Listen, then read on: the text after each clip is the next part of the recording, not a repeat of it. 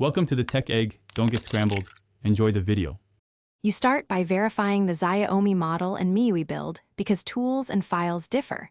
Make sure battery is at least 50% to avoid bricking. Once done, back up any accessible data to my cloud or a local PC. This preserves photos and messages.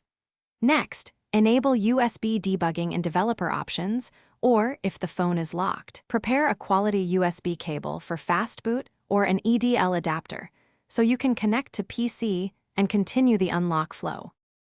You will now use My Unlock to request bootloader permission if available. This usually takes 72 hours for approval, so plan accordingly. If immediate access is needed and you have authorization, boot the phone to fastboot or EDL, install Xiaomi drivers, and open My Flash. Once connected, verify the device ID and select the exact ROM for your model.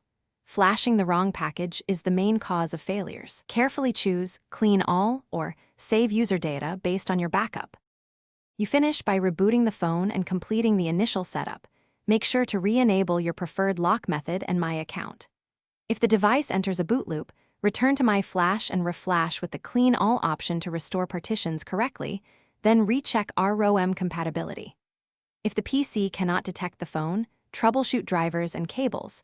Try alternate USB ports, a different cable, or reinstall ADB/fastboot drivers. One key tip: always confirm model and firmware match before flashing.